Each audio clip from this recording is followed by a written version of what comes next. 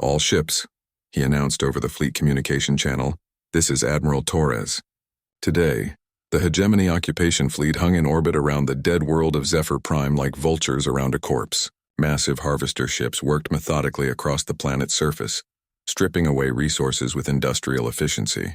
The once beautiful crystalline cities of the Zephyrians had been reduced to slag and valuable metals, ready for processing and transport back to Hegemony space. War Master Krexith stood on the command deck of his flagship, the Dominator, watching the harvesting operation with satisfaction. The Zephyrians had been weak, as all peaceful species were weak. Their advanced technology meant nothing when they lacked the will to use it for war. It was the natural order of things. The strong consumed the weak, and the Hegemony was the strongest force in the galaxy. War Master, called Subcommander Vexta from the tactical station, were detecting unusual hyperspace signatures at the edge of the system. Multiple contacts incoming. Krexith's 4 eyes turned toward the display with mild interest. Scavengers, most likely. Some species think they can claim salvage rights after we've done the hard work of conquest. He gestured dismissively with one of his secondary arms. Deploy a squadron of fighters. Drive them off. The hyperspace signatures materialized into something that made every Hegemony officer on the bridge stop what they were doing. Ships, hundreds of ships, appearing in perfect formation at the system's edge. But these weren't the elegant curved vessels of most galactic civilizations. These were angular, brutal-looking things covered in armor plating and weapon emplacements. War Master, Vexta said, his voice uncertain. I'm reading 237 capital ships plus escorts. Unknown configuration. Unknown species. Krexith moved to the tactical display, his confidence beginning to waver. The Hegemony occupation fleet was substantial. 47 capital ships and over 100 support vessels. But these newcomers outnumbered them 5-1. Are they broadcasting any communications? He asked. Yes, War Master. Incoming transmission on multiple frequencies. The translation matrix is processing it now. The main screen flickered to life, showing the bridge of an alien vessel. The being in the center chair was bipedal, smaller than a Hegemony warrior with pale skin and dark hair. Its eyes held something that Krexith had rarely seen in other species: absolute, cold fury. Hegemony vessels, the alien said, its voice carrying across the bridge through the translation. System, this is Admiral Marcus Torres, of the Terran Defense Fleet. You are ordered to immediately cease all military operations and surrender. Your ships for inspection. You have committed genocide against the Zephyrian people, and you will answer for your crimes. The bridge fell silent. In 3 centuries of Hegemony expansion, no species had ever made demands of them. They were the ones who gave ultimatums, not the other way around. Krexith activated the return communication channel, drawing himself up to his full height. Unknown alien. I am War Master Krexith of the Hegemony 4th Fleet. You are trespassing in territory claimed by right of conquest. Withdraw immediately or face destruction. The human, for that was what the translation matrix identified the species as, smiled. It was not a pleasant expression. War Master, you seem to be under the impression that you have a choice in this matter. You don't. You've committed genocide. You've murdered billions of innocent beings. There is only one response to that level of evil. Evil? Krexith laughed, a harsh sound that echoed across his bridge. Weak species are resources, nothing more. The Zephyrians were harvested for the good of the galaxy. Their technology and biological materials will serve the Hegemony for generations. The human's expression grew even colder. Thank you for confirming what we already knew. All Hegemony vessels, this is your final warning. Surrender now or we will take your ships by force. Krexith cut the communication and turned to his tactical officer. Analysis of their fleet composition. Unknown ship classes, War Master, but based on mass and energy signatures, they appear to be heavily armed. However, their numbers advantage won't help them in close combat. Our shields and armor are superior to anything we've encountered. Excellent. Signal the fleet, attack formation. Let's show these primitive aliens why the Hegemony rules the galaxy. The Hegemony ships moved into their traditional battle formation, a wedge designed to concentrate firepower while protecting their flanks. They had used this formation in hundreds of battles against dozens of species, and it had never failed them. What happened next would be studied in military academies for generations. The human fleet didn't charge forward in a grand assault. They didn't attempt to outmaneuver the hegemony formation.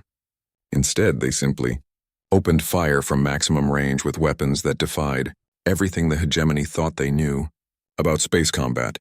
The first salvo consisted of kinetic projectiles, simple metal slugs, accelerated to a significant fraction of light speed. The hegemony officers barely had time to register the incoming fire before the projectiles struck their lead ships. The results were catastrophic. The hegemony had always relied on energy shields designed to deflect laser and plasma weapons. These shields were useless against solid matter moving at relativistic speeds. The kinetic rounds punched through the shields like they weren't there, then through the armor plating, then through the ships themselves. 3 hegemony cruisers simply ceased to exist, vaporized by the kinetic energy transfer. 2 more were cut in half, their crews dying in explosive decompression as atmosphere vented into space. Impossible, Krexith roared. No species fights with kinetic weapons. They're primitive. The human fleet fired again and again. Each salvo was perfectly coordinated, targeting specific hegemony vessels with mathematical precision. The humans weren't just destroying ships, they were systematically dismantling the hegemony formation with the efficiency of master surgeons. Return fire, Krexith ordered. All ships, return fire. The hegemony fleet unleashed everything they had: plasma cannons, particle beams, quantum torpedoes. The humans' response was to simply move out of the way.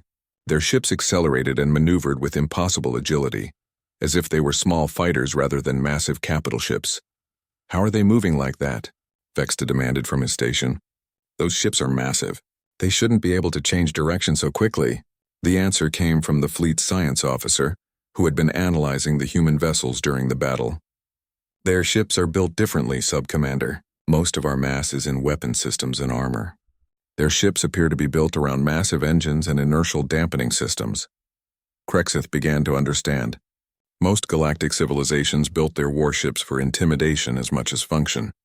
Elegant designs that projected power and authority.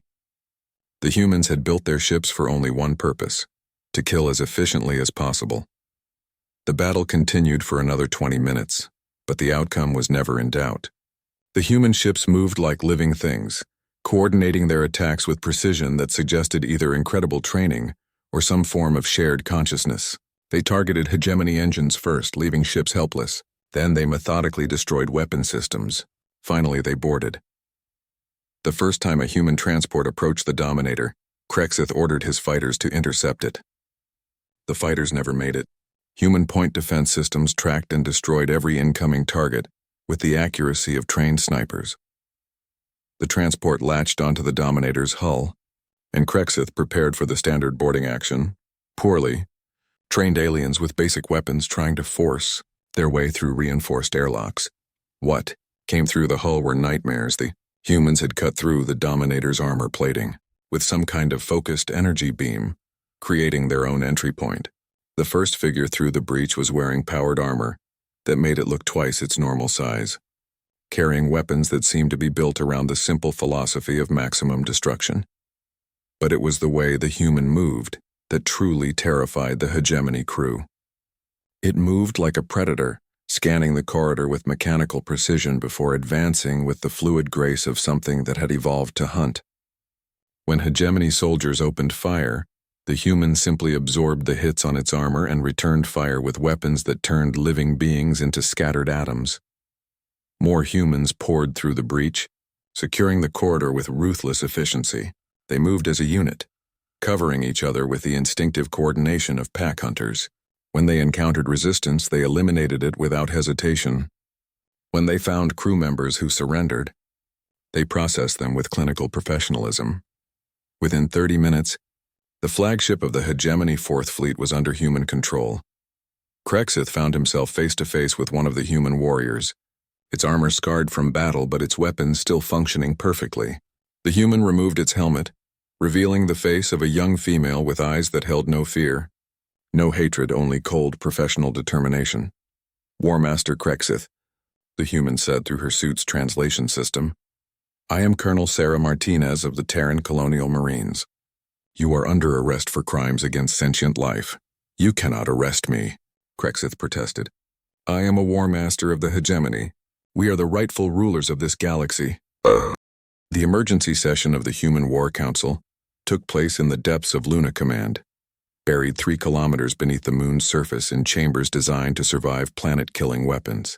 12 individuals sat around a circular table made from a single piece of asteroid iron, their faces illuminated by holographic displays showing real-time data from across human space. Admiral Marcus Torres stood at the head of the table, his weathered hands resting on the surface as he looked at each council member in turn. These were not politicians or bureaucrats. They were the military leaders who had built humanity's defenses against a hostile universe, veterans of border conflicts and pirates who understood the harsh realities of space warfare. "You've all heard the Zephyrian transmission," Torres began, his voice carrying across the silent chamber. "You've seen the analysis from our xenobiologists and linguists. This was not a military conflict. This was genocide, carried out against a peaceful species that had no way to defend itself." General Maria Santos, head of Colonial Marines, leaned forward.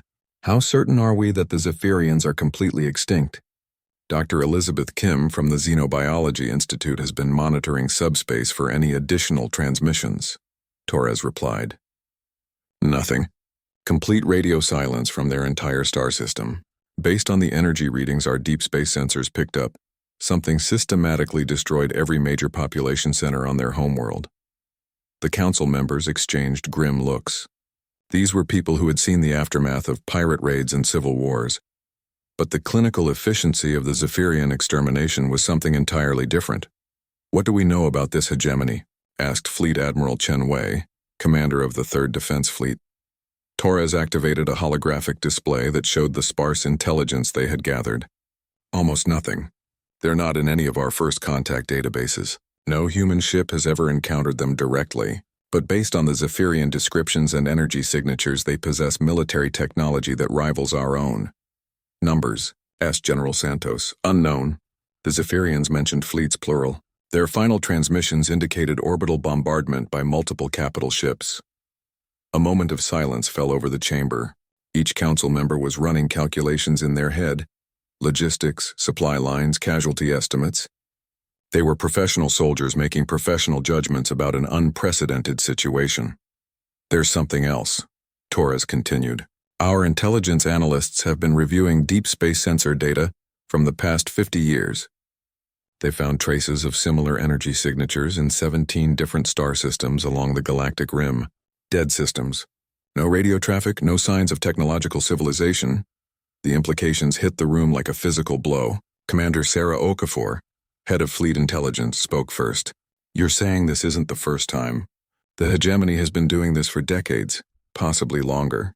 We're only now recognizing the patterns because we know what to look for." Torres brought up additional displays showing the locations of the dead systems. "Conservative estimates suggest the hegemony has wiped out dozens of civilizations, possibly hundreds." General Santos stood up, her chair scraping against the metal floor. "How the hell did we miss this?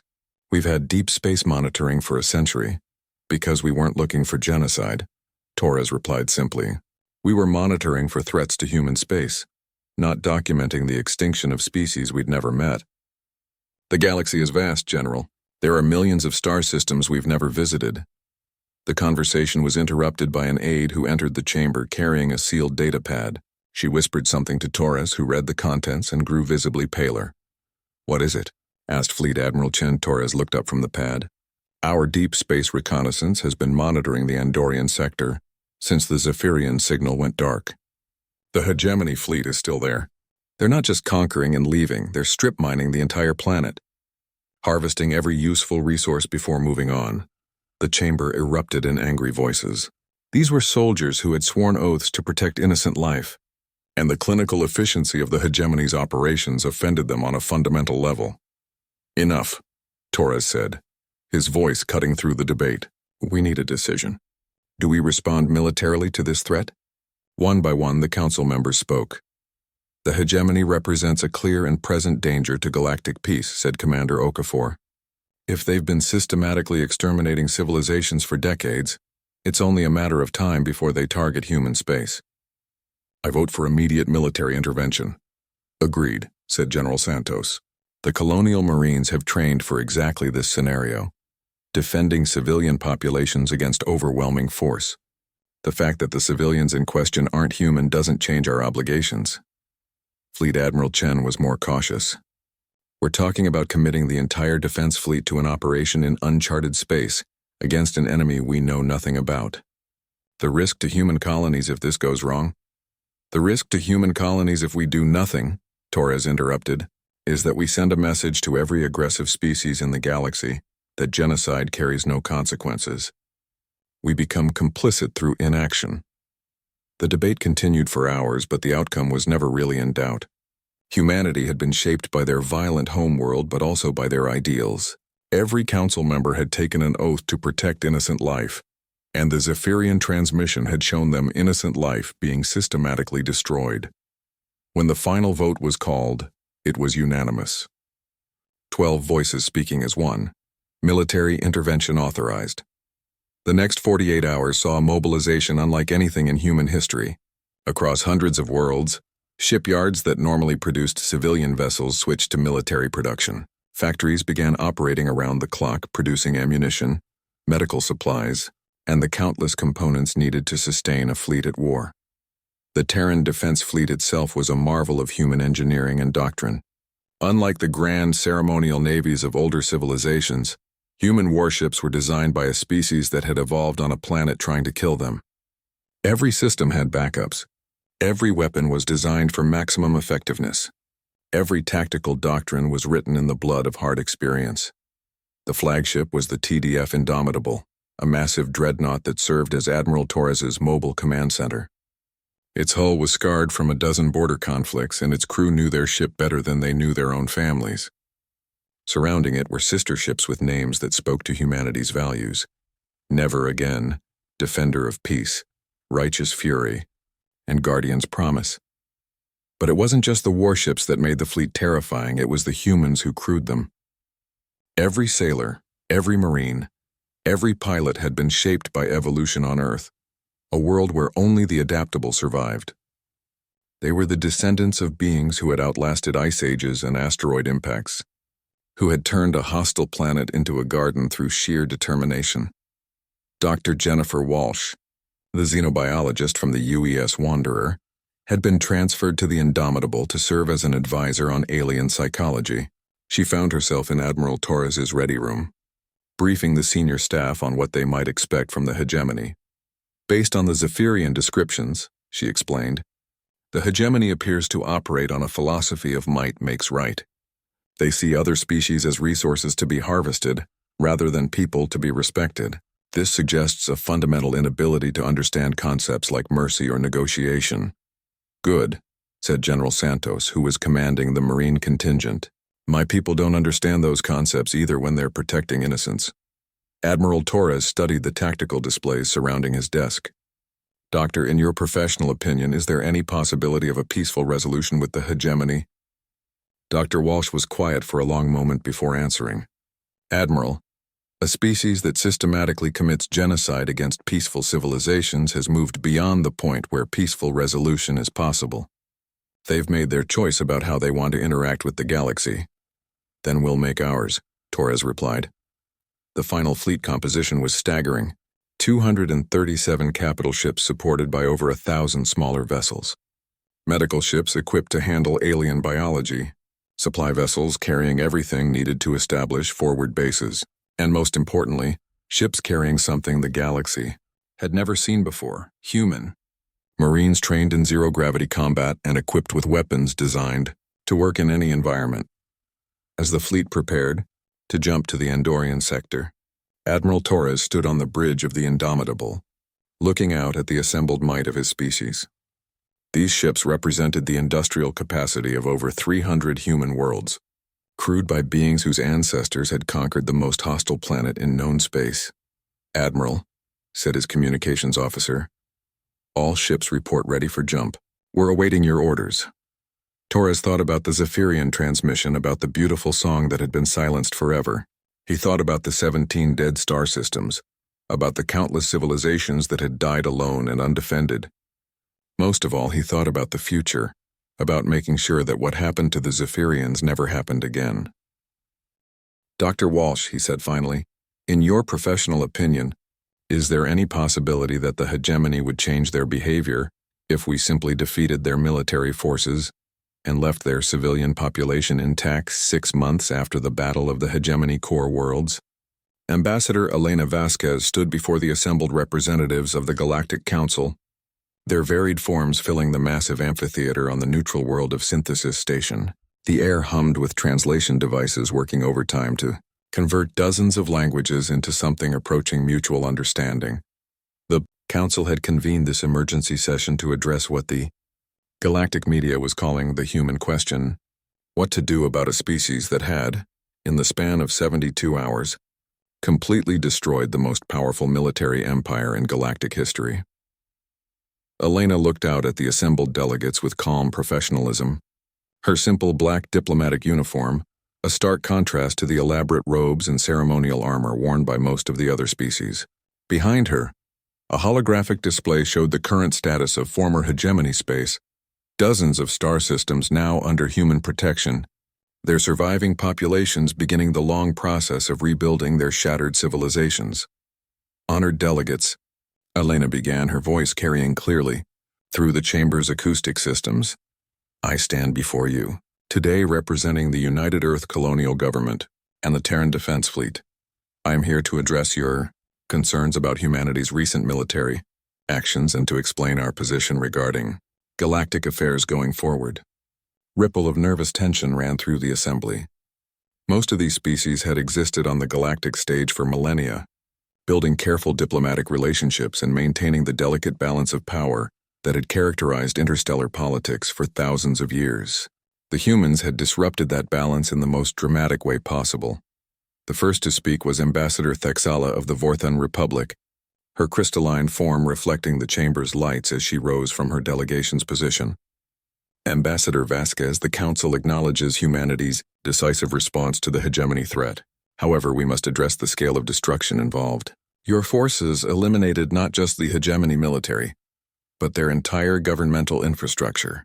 Entire worlds have been left without any form of administration. Elena nodded calmly. That is correct, Ambassador Thexala. The hegemony's governmental infrastructure was inextricably linked to their genocide apparatus. Their administrative centers were used to coordinate the systematic extermination of other species. Their communication networks carried orders for mass murder. Their logistical systems supported slavery operations. We dismantled these systems because they were the machinery of genocide. A different delegate stood up, Ambassador Kextor of the Mantyran Federation, his insectoid features clicking with agitation. But Ambassador, the speed and efficiency of your attack has caused considerable alarm among the galactic community. The hegemony fleet was considered one of the most powerful military forces in known space. You destroyed it in less than 3 days. 72 hours and 14 minutes to be precise, Elena replied. Though I should clarify that our objective was never total destruction. We targeted military assets, command and control systems, and infrastructure directly related to their genocide operations. Civilian populations were evacuated when possible and provided with humanitarian aid. The Mantyran delegate's wings buzzed nervously. Ambassador, that level of military capability raises questions about human intentions. Many of our species are concerned about what role humanity intends to play in galactic affairs. Elena had expected this line of questioning. The galaxy had lived in fear of the hegemony for centuries, and now they were afraid of the species that had destroyed their oppressors. It was a reasonable fear given the circumstances. I understand your concerns, she said. Let me be clear about humanity's position. We have no interest in conquest, expansion, or empire building. We came to the stars seeking knowledge, friendship, and peaceful coexistence. Our military intervention against the hegemony was motivated by a single principle. We will not tolerate genocide. Ambassador Thexala's crystalline form shifted, light refracting through her faceted body. Ambassador, that principle sounds admirable, but it raises questions about human judgment. Who decides what constitutes genocide? Who grants humanity the authority to intervene in conflicts between other species? The question hit at the heart of the matter, and Elena had spent weeks preparing her response. Ambassador, I would refer you to the hegemony's own records, which we have made available to this council. 847 confirmed species extinctions. Over 2 trillion documented deaths. Children systematically lobotomized for slave labor. This wasn't a political conflict or a territorial dispute. It was industrial-scale murder. She activated her personal display device, and the chamber filled with images from the hegemony's own files. World stripped bare of life, civilians being processed for slavery, children being separated from their families for neural compliance procedures. The assembled delegates fell silent as they witnessed the clinical efficiency of the hegemony's genocide apparatus. We didn't intervene based on political calculations or strategic interests, Elena continued.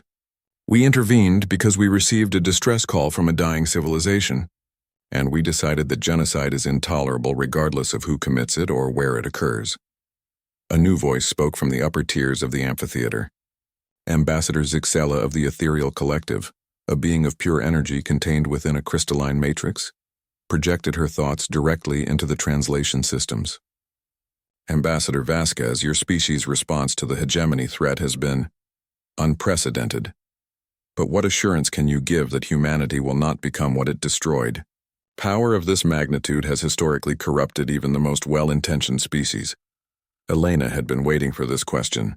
It was the fear that lurked beneath all the others, that humanity, having demonstrated the power to destroy galactic empires, would inevitably use that power for conquest. Ambassador Zixella, I can offer you the same assurance we gave to the surviving hegemony civilians after we dismantled their military. We judge species and governments by their actions, not their potential for action. Humanity has the capability to conquer much of the galaxy, just as many species in this chamber have the capability to develop planet-killing weapons. But capability is not intent. She paused, looking around the chamber at the hundreds of different species represented.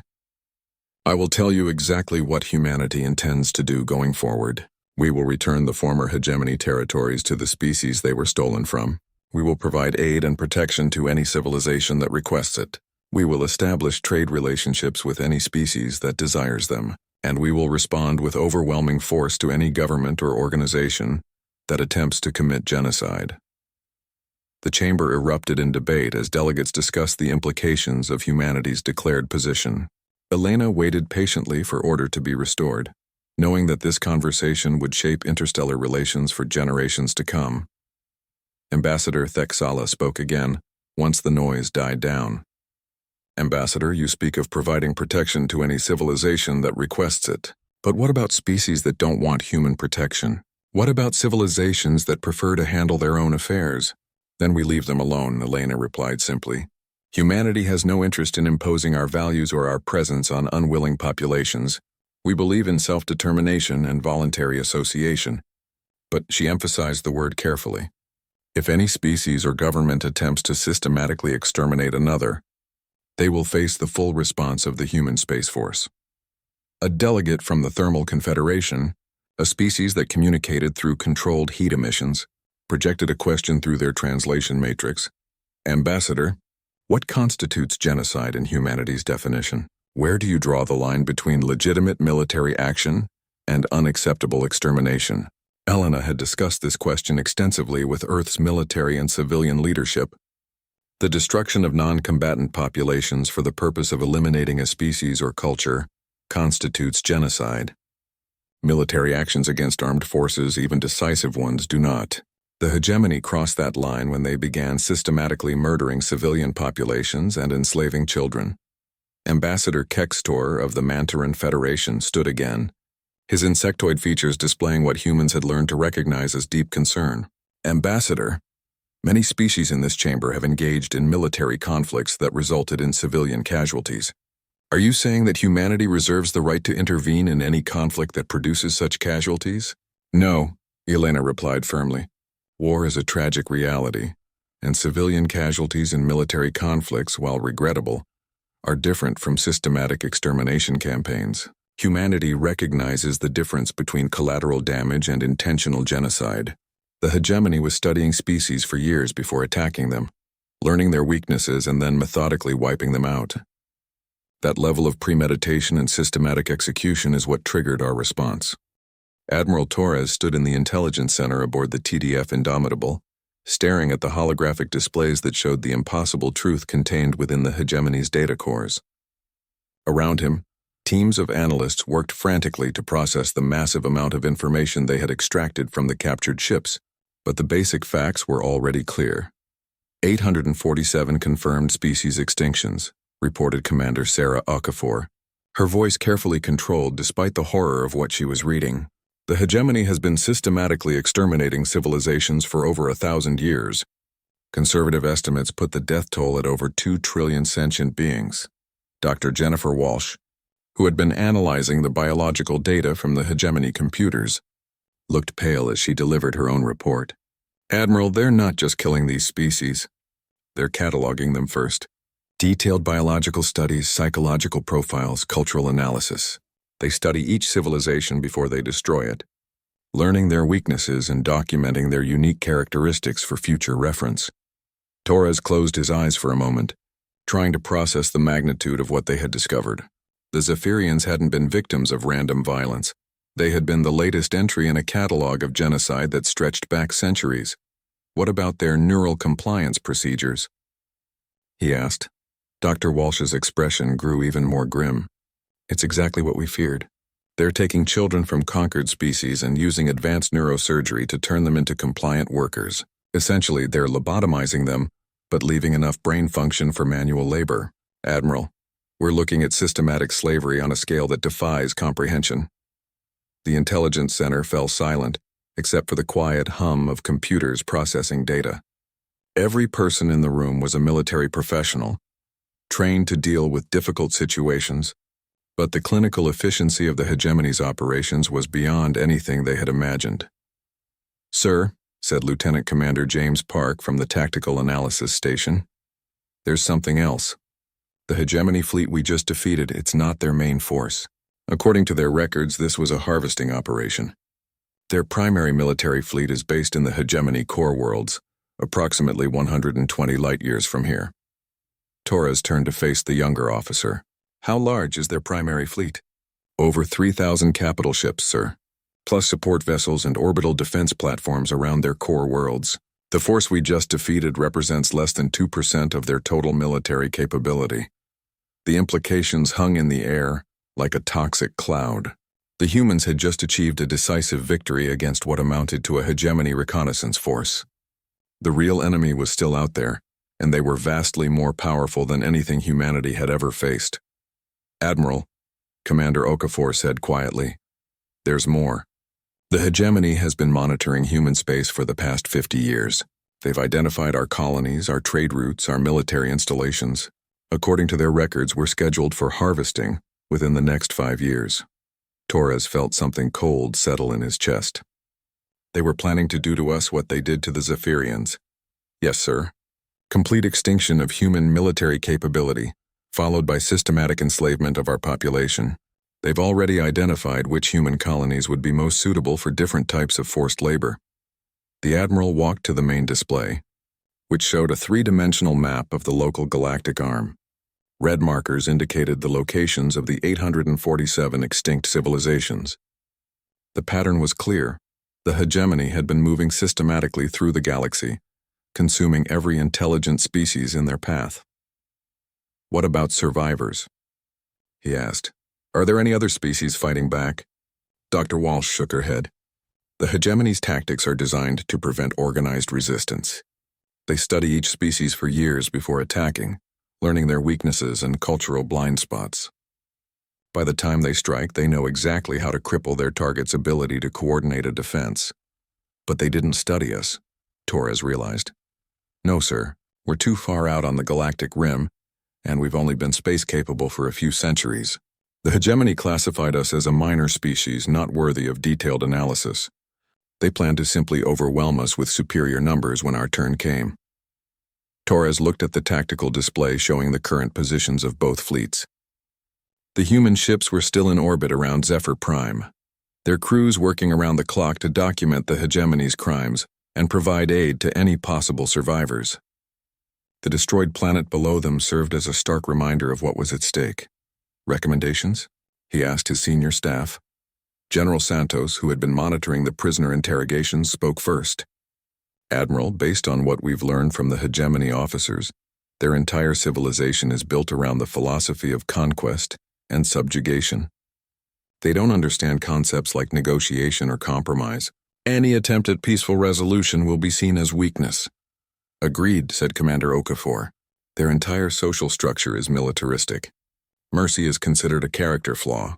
They literally cannot comprehend why we would provide medical care to their wounded prisoners. Dr. Walsh added her own analysis. Admiral, I've been studying their psychological profiles. The hegemony has been committing genocide for so long that they've lost the ability to see other species as anything but resources. They're not evil in the traditional sense, they're simply incapable of recognizing the personhood of non-hegemony beings. Torres considered their words carefully. In human military doctrine, there were clear rules of engagement designed to minimize civilian casualties and provide opportunities for surrender. But those rules were based on the assumption that the enemy shared basic concepts of mercy and negotiation. Admiral, said Colonel Martinez, who had joined them after securing the captured hegemony ships, my Marines have been talking to the prisoners. They're genuinely confused by our treatment of them. They expected to be tortured or executed, and they can't understand why we're providing them with medical care and proper food. What do they think of our military capabilities? Torres asked. They're terrified, sir. In their entire history, the hegemony has never encountered a species with superior military technology. They thought they were the apex predators of the galaxy. The speed and efficiency of our victory has shaken them to their core. Torres walked back to the central display, studying the tactical situation. The human fleet was deep in uncharted space, facing an enemy that outnumbered them 15-1. By all traditional military logic, they should withdraw, consolidate their forces, and prepare for a defensive campaign. But traditional military logic didn't account for what they had learned about the hegemony. This wasn't a territorial dispute or a resource conflict. This was a confrontation between two fundamentally incompatible philosophies of existence. Options, Torres said simply. We could withdraw to human space and prepare our defenses, suggested Commander Okafor. Build up our fleet, fortify our colonies, and hope to hold them off when they attack. That's a defensive strategy, Torres replied. What about offensive options? Lieutenant Commander Park brought up a new display showing the hyperspace routes between their current position and the hegemony core worlds. We could strike directly at their main fleet. Our technological advantages would still apply, but the numbers game becomes much more difficult. Casualties? Torres asked. Unknown, sir. Potentially catastrophic. Even with our advantages, facing a 15-1 numerical disadvantage would result in significant losses. The room fell silent as each person considered the implications. They were discussing the potential destruction of the entire human fleet, along with hundreds of thousands of their comrades. Dr. Walsh spoke up unexpectedly. Admiral, there's another consideration. Based on the hegemony's records, there are several species currently under attack. If we withdraw now, they'll be exterminated while we prepare our defenses. How many? Torres asked quietly. 3 confirmed ongoing invasions. Approximately 12 billion sentient beings who will be dead within the next 6 months if the hegemony's schedule holds. The weight of that number settled over the room like a physical presence. 12 billion people, men, women, children, entire civilizations would die while humanity retreated to safety. General Santos stood up from her chair. Admiral, I have a recommendation. Go ahead, General. We go after them. All of them. We take our fleet to the hegemony core worlds and we end this. Not just for humanity, but for every species they've murdered and everyone they plan to murder. The casualties, Commander Okafor began, will be acceptable, Santos interrupted, compared to the alternative. Admiral, we're talking about a species that has committed genocide on an industrial scale for over 1,000 years. They've murdered trillions of innocent beings and they're planning to murder trillions more. At what point do we say enough? Torres looked around the room at his senior staff. These were people who had sworn oaths to protect human life, but they were also people who understood that some principles were worth dying for. Captain Sarah Chen sat in the command chair of the UES Wanderer, her fingers drumming against the armrest as she watched the endless void of space through the bridge's main screen. The reconnaissance vessel had been patrolling the outer edges of human space for 3 months now, and the crew was getting restless. They were explorers, not soldiers, but in the vast emptiness between star systems, the distinction hardly mattered. Captain, called Lieutenant Commander Torres from the communications station, his voice cutting through the quiet hum of the ship's systems. "I'm picking up something strange on the subspace channels. It's not coming from any known human or allied frequency." Sarah turned in her chair, her dark eyes focusing on the younger officer. "What kind of strange?" Torres frowned at his instruments, adjusting several controls before shaking his head. "It's like nothing I've ever heard before. The signal is incredibly complex, almost like music, but there are mathematical patterns embedded in it. And, Captain," he paused, his face growing pale, "I think it's a distress call." "Put it through the main speakers," Sarah ordered, rising from her chair and moving closer to the communications station. The bridge filled with an otherworldly sound that made every crew member stop what they were doing. It was beautiful and terrible at the same time. Harmonic frequencies that seemed to resonate in their bones, creating patterns that spoke of intelligence far beyond anything they had encountered. But underneath the beauty was something else, raw, desperate fear. "Computer," Sarah called out, "run a translation protocol on this signal. I want to know what we're hearing." The ship's artificial intelligence worked for several minutes, processing the complex mathematical relationships within the sound. When it finally spoke, its normally calm voice seemed strained. "Captain, this is a distress call from a species calling themselves the Zephyrians. The signal contains detailed linguistic and mathematical information that suggests an extremely advanced civilization." Sarah felt a chill run down her spine. "What are they saying?" The message is repeating. "They are under attack by something called the hegemony. Their homeworld, Zephyr Prime, is being invaded. Captain..." The computer paused, something that rarely happened with advanced AI systems. "The casualties are in the billions. They report that their children are being taken for something called neural compliance. The remaining population will be dead within hours." The bridge fell silent except for the haunting song continuing to play from the speakers. Sarah looked around at her crew. 23 men and women who had signed up to explore the stars, not to witness genocide in real time. "Where is this signal coming from?" she asked quietly. "The Andorian sector, approximately 47 light-years from our current position," Torres replied. "Captain, that's deep in uncharted space. We have no idea what's out there." Sarah closed her eyes for a moment, listening to the beautiful, terrible song of a dying civilization. When she opened them again, her expression was hard as steel. "How long would it take us to reach them?" "At maximum jump speed?" 18 hours, the navigation officer replied. "And how long do they have?"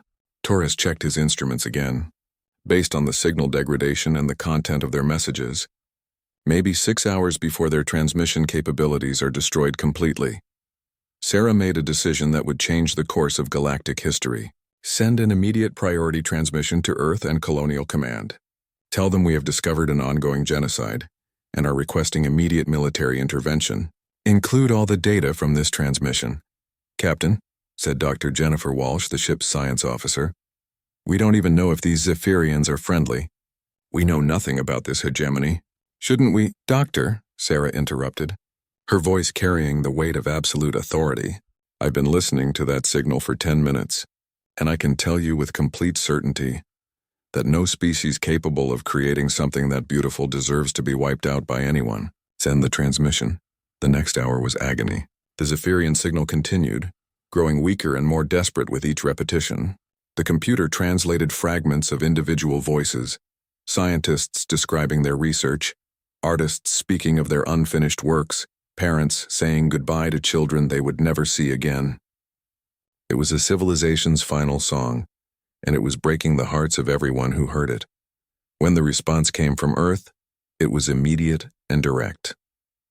Admiral Marcus Torres himself appeared on the main screen, his weathered face grim with determination. Sarah noticed he shared a name with her communications officer, though she didn't comment on it. "Captain Chen," the Admiral said without preamble, "you've just handed us the most important intelligence briefing in human history. Our xenobiologists have analyzed the Zephyrian transmission. These are peaceful, highly advanced beings with no military capability. They're being slaughtered by an aggressive empire." Sarah nodded. "What are your orders, sir?" "Maintain your position and continue monitoring the situation. Under no circumstances are you to engage any hostile forces. The Terran Defense Fleet is being mobilized as we speak." The Admiral's expression darkened. "Captain, What you've discovered changes everything. Humanity has remained neutral in galactic affairs because we had no evidence of large-scale atrocities. That just changed. The transmission ended, leaving the bridge in tense silence. For the next 5 hours, they listened as the Zephyrian signal gradually weakened. Individual voices disappeared one by one until only a few were left, singing their beautiful, mathematical song into the void. Then, with a burst of static, the signal died completely. The silence that followed was deafening. Dr. Walsh was crying openly, and several other crew members had tears in their eyes. These were hardened space explorers, people who had seen the harsh realities of the universe, but none of them had ever witnessed the real-time extinction of an entire civilization. "Captain," Torres said quietly, "I'm detecting massive energy signatures in the Andorian sector. Whatever the hegemony is using, it's beyond anything in our database." Sarah stared at the main screen, where the stars looked exactly the same as they had hours ago, despite the fact that billions of souls had just been snuffed out. "What do we know about the hegemony?" "Nothing," Dr. Walsh replied, wiping her eyes. "They're not in any of our first contact databases, but based on the Zephyrian descriptions, they're a militaristic species that conquers other worlds for resources and slave labor." "Slave labor," Sarah repeated, the words tasting bitter in her mouth. "They're not just conquerors. They're slavers." The communications console suddenly came alive with an incoming transmission from Earth. This time, it wasn't just Admiral Torres on the screen.